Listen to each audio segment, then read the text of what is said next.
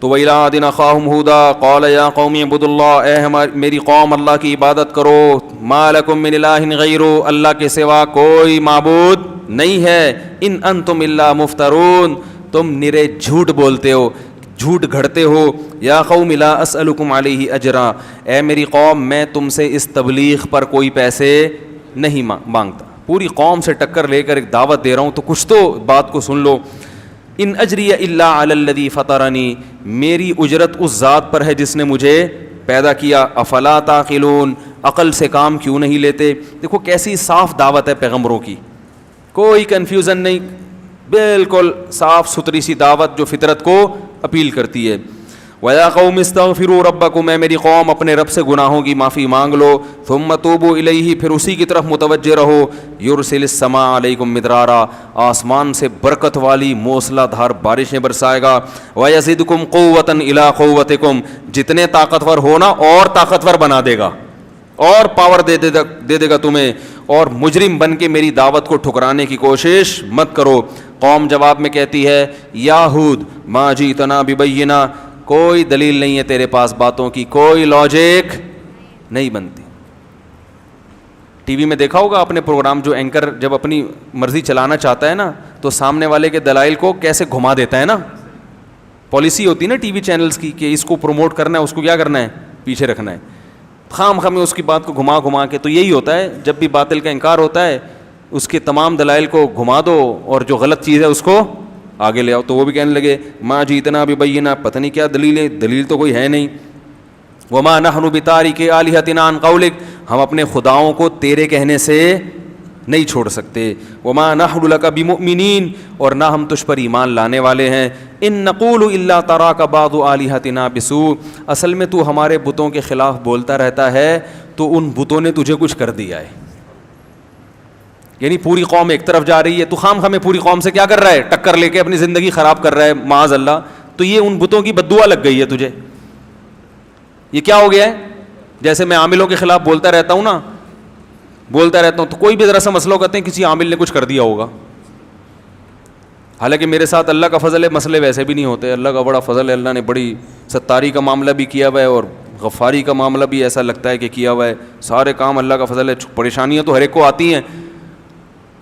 تو میں کہتا ہوں یہ جن دو چار جن بھیج دیں یار، 10 لاکھ جنات ہیں، 18 لاکھ جلا دیے، 25 لاکھ یہ کر دیے، تو ایک آدھ ہماری طرف بھیج کے ہم کو اٹھوا لیں یار. تو انہوں نے کیا کہا کہ یہ ہمارے بتوں کے خلاف بولتا رہتا ہے. اب آپ یہ نہیں کہ میں عاملوں کو بتوں سے ملا رہا ہوں، اتنے برے نہیں ہوتے کہ بت پرست نہیں ہوتے وہ، مگر سیدھے بھی نہیں ہوتے، اتنے اچھے بھی نہیں ہوتے جتنے نظر آ رہے ہوتے ہیں. ان نقول الا تراک بعض آلہتنا بسوء، تھنکنگ وہی ہے، وہم، شاید کسی نے کچھ کر دیا ہو، شاید کسی نے کچھ کر دیا ہو، تھنکنگ وہی ہے. تو وہ بھی کہنے شاید بتوں کے نے کچھ کر دیا ہو. قال انی اشہد اللہ، جب انہوں نے تانا دیا نا بتوں نے کچھ کیا ہے، تو ہود علیہ السلام نے کہا میں اللہ کو بھی گواہ بناتا ہوں، واشہدوا، اور تم بھی گواہ رہو، انی بریء مما تشرکون، ان بتوں سے میں بری ہوں، میں ان سے بالکل ڈرتا نہیں ہوں. یہ پتھر کے ہیں، ککھ بھی نہیں کر سکتے. کیونکہ انسان ایسے موقع پہ ڈر جاتا ہے نا کہ یار ان بتوں نے کچھ کر دیا، تو سوچتے ہیں یار کہ کر ہی تو نہیں دیا. جیسے آپ عامل کے پاس جاؤ، اچھے بھلے ٹھیک ٹھاک وہ بولے گا جن ہے، آدمی کو وہم ہوتا ہے کہ یار کچھ ہے تو نہیں کہیں، تو نہیں بھی ہوتا، بیمار تو ہو جاتا ہے. من دونہ، میں اللہ کے سوا ان سب سے بری ہوں. فکیدونی جمیعا، تم سب مل کے انتر منتر پڑھو، جھاڑ پھونک چڑیل بھوت جن جو تم میرے ان بتوں کو بھی ملا لو اور ان مل کے میرے خلاف کیا کرو، تدبیر کرو. انی توکلت علی اللہ ربی و ربکم، میں اعتماد کرتا ہوں اللہ پر جو میرا بھی رب ہے اور تمہارا بھی رب ہے. وما من دابۃ الا هو آخذ بناصیتها ان ربی علی صراط مستقیم. فإن تولوا، اب بھی میری بات سے اگر اعراض کرتے ہو، فقد ابلغتکم ما ارسلت به الیکم، اللہ کا پیغام میں نے تم تک پہنچا دیا ہے. ربی قوما غیرکم، میرا رب تمہیں ہلاک کر کے دوسری قوم پیدا کر دے گا. ولا تضرونہ شیئا، اور تم اس رب کا کچھ بھی بگاڑ نہیں سکتے. قرآن کہتا ہے وَلَمَّا جَاءَ أَمْرُنَا، جب ہمارا حکم آیا. دوسرے مقام پہ اللہ نے اس کی تفصیل بیان کی ہے کیسے عذاب آیا. فَلَمَّا رَأَوْهُ عَارِضًا مُسْتَقْبِلَ أَوْدِيَتِهِمْ، بادلوں کو دیکھا انہوں نے اپنی بستی کی طرف آتے ہوئے، تو فوراً وہ کہنے لگے هَذَا عَارِضٌ مُمْطِرُنَا، یہ بادل ہے جو ہمیں پر برسے گا. پیغمبر نے کہا نا نا نا, یہ وہ عذاب ہے جس کا تم انتظار کر رہے تھے. تدمر کل شیء بامر ربها, ایسا طوفان آنے والا ہے جو رب کے حکم سے ہر چیز کو اکھاڑ کر پھینک دے گا. سورہ حاقہ میں اللہ نے اس عذاب کی تفصیل بیان کی. کذبت, کیا ہے الحاقۃ ما الحاقۃ وما ادراک ما الحاقہ, کذبت ثمود وعاد بالقاریہ فاما ثمود فاہلکوا بالطاغیہ واما عاد فاہلکوا بریح صرصر عاتیہ. سرکش ہوا, یہ ایک آواز ہوتی ہے نا جس ہوا میں اس کو سرسر کہا جاتا ہے, زھوں کر کے آواز نہیں آ رہی تھی, خطرناک آواز, ایسی آواز والی ہوا. عاتیہ جو سرکش, دیکھو ہوا کیسے سرکش ہوگی, ہوا کا مطلب جو بے لگام ہوا ہو, جو قابو میں نہ آ رہی ہو, جو کسی کی سننے کے لیے تیار نہ ہو, ایسی خطرناک ہوا. سخرها علیہم 7 لیال, 7 راتیں وہ ہوا چلی ہے. و8 ایام, اور 8 دن, 7 راتیں اور 8 دن, اتنی تیز ہوا چلی ہے. 7 لیال و8 ایام حسوما فتر القوم فیہا صرعا. اے مخاطب, اگر تو 8ویں دن اس قوم کو دیکھتا ایسا لگتا بڑے بڑے پہلوان ہیں جو پچھاڑ کر گرائے گئے ہیں. ہواؤں نے ان کو اچھال اچھال کر زمین پہ پٹخا تھا. جیسے رنگ میں پہلوان ہوتا ہے نا, اس کو پچھاڑنا پڑتا ہے, گرتا نہیں ہے.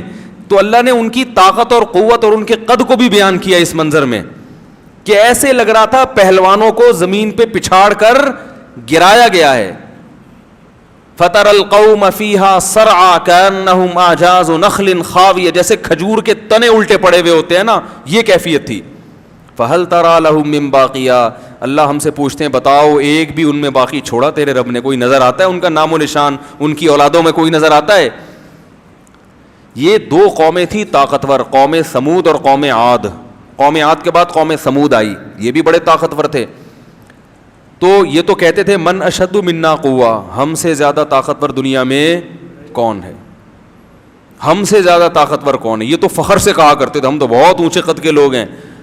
تو ان دونوں قوموں کو اللہ نے ایک کو آواز سے ہلاک کیا, طاغیہ, زوردار آواز تھی جس سے قوم سمود کے کلیجے پھٹ گئے, فرشتے نے چیخ ماری. اور اس قوم عاد کو کس سے ہلاک کیا؟ ہوا سے. علماء نے اس میں حکمت بیان کی ہے کہ بھائی کسی قوم کو اللہ پانی میں غرق کر رہا ہے, کسی کو زلزلے سے تباہ کر رہا ہے, کسی پہ پتھروں کی بارش ہو رہی ہے, تو ان کو ہوا اور آواز سے کیوں؟ اس کی وجہ یہ بیان کی کہ ان کا دعویٰ تھا ہم بہت پاورفل ہیں, طاقتور ہیں. آواز کے ذریعے مرنا آسان نہیں ہے, بہت زوردار بھی دھماکہ ہوتا ہے تو زیادہ زیادہ کان کا پردہ پھٹ جائے گا نا, انسان تو ہلاک نہیں ہوتا اس سے. لیکن اللہ نے اپنے عذاب سے بتا دیا کہ تم تو میرے فرشتے کی آواز بھی برداشت نہیں کر سکتے, تو ہم تو تمہیں آواز سے مار دیں. اس کائنات میں ایسی ایسی آوازیں ہیں کہ اگر اللہ ان پہ کنٹرول نہ کرے تو وہ آوازوں سے انسانوں کے کلیجے پھٹ جائیں. اور ہوا بھی بہت ہلکی چیز ہے, تو اللہ نے بتایا تم تو اتنے طاقتور نا جیسے کھجور کے تنوں جیسے, تمہیں تو میری ہوائیں, ہوا کو میں بے لگام کر دوں نا اسی زمین کی, کوئی آسمان سے الگ سے ہوا نہیں بھیجی, اسی زمین کی جو ہوائیں ہیں جو مختلف علاقوں میں گھوم رہی ہیں, جن کا دباؤ کا ایک سسٹم ہے, ایک جگہ دباؤ بڑھتا ہے تو دوسری جگہ وہ جو ہے نا پھیل جاتا ہے, ایسا سسٹم. تو اگر ہم صرف ہوائیں تمہارے اوپر چھوڑ دیں اور اس کو بے لگام کر دیں, یہ ہوا ہی تمہیں تباہ و برباد کرنے کے لیے کافی ہے. تو اللہ کہہ رہا ہے اس نے ہواؤں نے ان کی قوم کو بھی گرایا زمین پہ اور ان کے مکانات محلات کو کھنڈرات میں تبدیل کر دیا. تدمر کل شیء بامر ربها, رب کے حکم سے ہر چیز کو توڑ پھوڑ کر رکھ دیا اس نے. ایسی خطرناک ہوا اللہ نے قوم عاد پر بھیجی. اللہ فرماتے ہیں وَلَمَّا جَاءَ أَمْرُنَا, جب ہمارا حکم آ گیا, جو دوسرے مقام پہ بیان کیا, نَجَّيْنَا هُودًا, ہم نے ہود علیہ السلام کو بھی بچایا, وَالَّذِينَ آمَنُوا مَعَهُ بِرَحْمَةٍ مِنَّا, اور جو ان کے ساتھ ایمان لائے تھے خاص اپنی رحمت سے ہم نے ان کو بھی بچا لیا. وَنَجَّيْنَاهُم مِّنْ عَذَابٍ غَلِيظٍ, اور بہت برے عذاب سے ہم نے ان سب کو بچا لیا. پھر آگے اللہ کہتے ہیں وَتِلْكَ عَادٌ, دیکھو یہ تھی قوم عاد. تلکا عربی میں ہاتھ سے اشارے کے وقت کہا جاتا ہے, گویا اللہ قوم عاد ہمارے سامنے لا کے اس کی طاقت اور اس کے ڈائلاگ، وہ سب چیزیں ہمارے سامنے لا کر ہاتھ سے گویا اشارہ کر کے یہ بتا رہے ہیں کہ گویا یہ قوم ابھی تمہارے سامنے ہے، یہ طاقت ہے اس کی، اور یہ کھجور کے تنوں کی طرح اوندھے پڑے ہوئے ہیں. اب اللہ گویا اپنے ہاتھ سے اشارہ کریں وَتِلْكَ عَادٌ، دیکھو یہ ہے قوم عاد، جہدوا بآیات ربہم، انہوں نے اپنے رب کی نشانیوں کا انکار کیا. رب کی نشانیاں کیا ہیں؟ کھانا پینا، یہ زمین کائنات میں درجنوں چیزیں جو ہمیں اللہ تک پہنچاتی ہیں، ان تمام چیزوں میں صرف اپنے فائدے کی چیزوں کو تو فوکس کیا، کھانے سے مطلب، پہننے سے مطلب، پینے سے مطلب، ان چیزوں میں اللہ کا جو جلوہ نظر آ رہا ہے، اللہ کے جو احسانات نظر آ رہے ہیں، اس سے کوئی سروکار نہیں ہے. قرآن اللہ کی نشانیاں بیان کرتا ہے اللہ تک پہنچانے کے لیے، سائنٹسٹ اللہ کی نشانیاں بیان کرتا ہے ان نشانیوں کو حاصل کرنے کے لیے، اللہ تک پہنچنا اس کا ہدف نہیں ہوتا. قرآن دودھ کو بیان کرتا ہے کہ دیکھو ہم نے سوکھے چارے سے دودھ پیدا کیا، اس میں نشانی ہے. کیا مطلب؟ جس رب نے اس جانور کو بنایا وہ انسان پر مہربان ہے، اس سے محبت کرو. لیکن جب کوئی سائنٹسٹ دودھ پہ ریسرچ پیش کرے گا تو وہ دودھ بنانے والے کا تذکرہ نہیں کرے. کبھی دیکھا آپ نے کسی بایولوجی یا میڈیکل سائنس کی کتاب میں کہ یہ گردہ ایسے کام کرتا ہے اور آنکھ ایسے کام کرتی ہے، لہذا جس نے بنایا وہ بڑا با کمال ہے؟ میڈیکل سائنس میں ہے، کبھی پڑھا آپ نے یہ؟ بتاؤ بھائی، کبھی پڑھا آپ نے کہ جو پودے اگتے ہیں، زائگوٹ بنتا ہے، کھاد سے نائٹروجن بنتی ہے، اس نائٹروجن سے ایسے پھر پودا اگتا ہے، پھر اس میں تناور درخت بنتا ہے، پھر اس میں خربوزے پیدا ہوتے ہیں، پھر اس میں بیج پیدا ہوتا ہے. یہاں تک ہوگا بایولوجی میں. آگے یہ کہ جس نے یہ سسٹم پیدا کیا وہ بڑا باکمال ہے، ایسا کوئی سینٹنس بایولوجی کی کسی کتاب میں نہیں ہے. اور قرآن بھی یہ سارے پروسیس بیان کرتا ہے.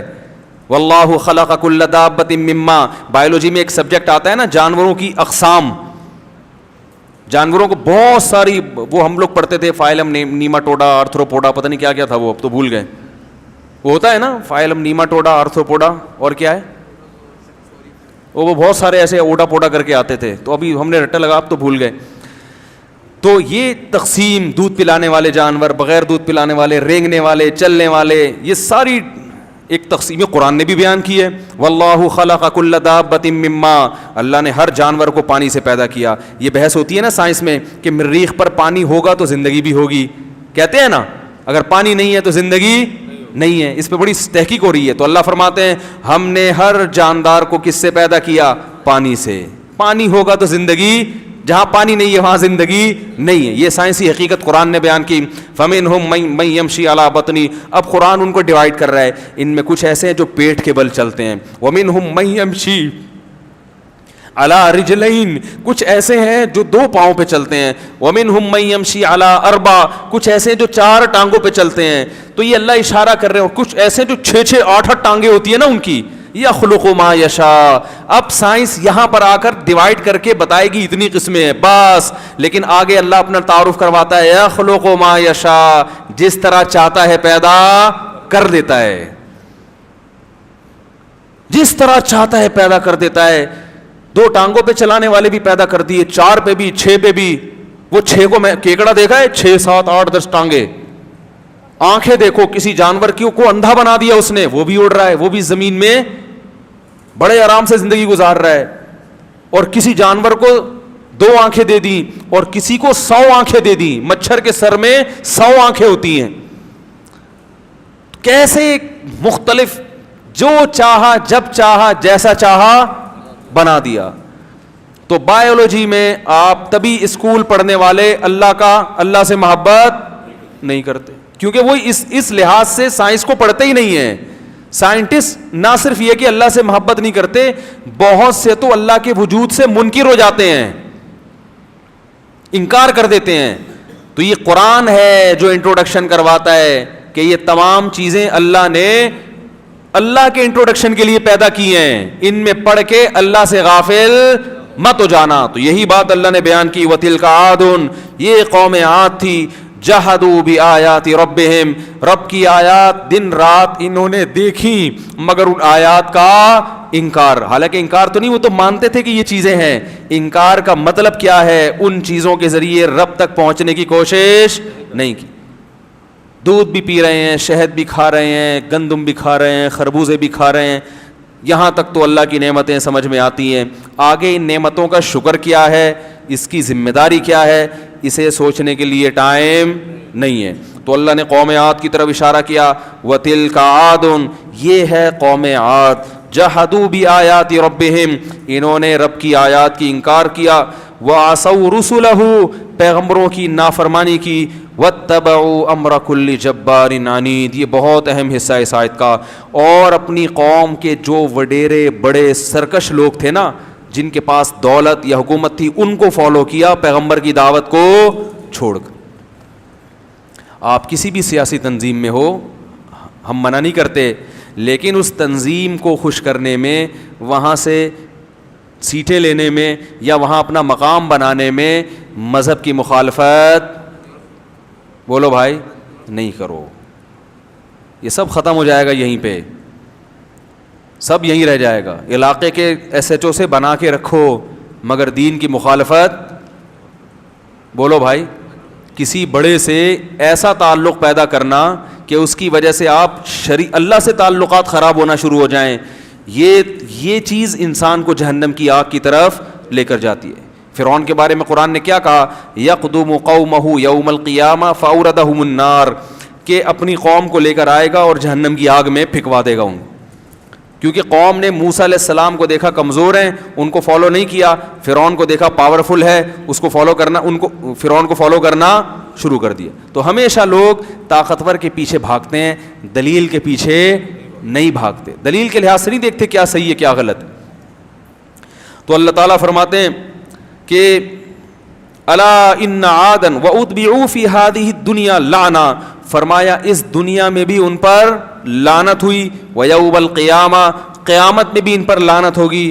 الا ان عادا کفروا ربہم, خبردار سنو عاد نے رب کی نافرمانی کی انکار کیا. الا بعدا لعاد قوم ہود, سنو عاد اللہ کی رحمت سے دور ہو گئے, لعنت ہے ان کے اوپر جو ہود کی قوم تھی. اس جملے کے ساتھ اللہ نے قوم عاد کا واقعہ ختم کیا اور فوراً شروع کر دیا وَإِلَىٰ ثَمُودَ أَخَاهُمْ صَالِحًا, اور قوم عاد کے بعد ہم نے قوم سمود کی طرف بھیجا کس کو, صالح. جب قوم عاد کی طرف حضرت ہود آئے تو انہوں نے نوح علیہ السلام کا واقعہ سنایا, کہا کہ تم سے پہلے کون سی قوم گزری ہے, نوح کی, دیکھو اس کا کیا حشر ہوا تھا. تو قوم صالح جب آئی تو حضرت صالح علیہ السلام نے کیا کہا, قوم عاد کا حوالہ دیا. کس کا حوالہ دیا کہ بھئی تم ابھی ماضی میں دیکھو, ماضی کے اوراق قریب میں جھانک کے دیکھو. ظاہر ہے اس زمانے میں بھی لوگ مورخ تو ہوتے ہوں گے نا جو تاریخیں لکھتے تھے, تو صرف آسمانی کتابوں میں تو یہ تو ہسٹری چلی آ رہی تھی. کہا کہ تو اے میری قوم تم دیکھو ابھی تم سے پہلے کون سی قوم گزری ہے, قوم عاد, تو اس کا حشر کیا ہوا. تو اللہ فرماتے ہیں وَإِلَىٰ ثَمُودَ أَخَاهُمْ صَالِحًا قَالَ يَا قَوْمِ اعْبُدُوا اللَّهَ مَا لَكُم مِّنْ إِلَٰهٍ غَيْرُهُ. یہ پھر زیادہ ہو جاتا ہے انشاءاللہ, پھر یہ کیونکہ لمبا واقعہ ہے, پھر انشاءاللہ میں اس کو اب میرے بتانے سے یاد آیا اس کو.